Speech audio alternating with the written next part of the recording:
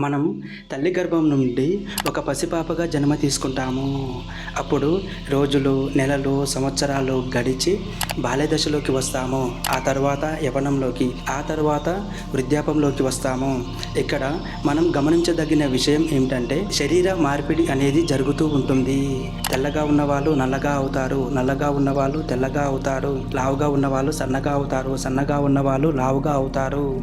ఇంకా చెప్పాలంటే వృద్ధాప్యంలోకి వచ్చినప్పుడు మన శరీరం అంతా ముడతలు పడిపోతూ ఉంటుంది. అలాగే చేతికి ఒక కర్ర పట్టుకొని వంగి నడుస్తూ ఉంటారు. ఈ విధంగా శరీరం అనేది మార్పు చెందుతున్న దశలలో మనం ఎప్పుడైనా దుఃఖించామా, బాధపడ్డామా? లేదే. ఎందుకంటే మనకు శరీర ధర్మం తెలుసు కనుక.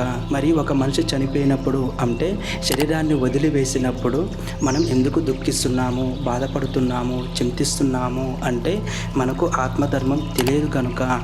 మరి ఈ ఆత్మధర్మాన్ని తెలుసుకోవాలంటే మనం బాగా ధ్యానం చేయాలి, భగవద్గీతను అధ్యయనం చేయాలి.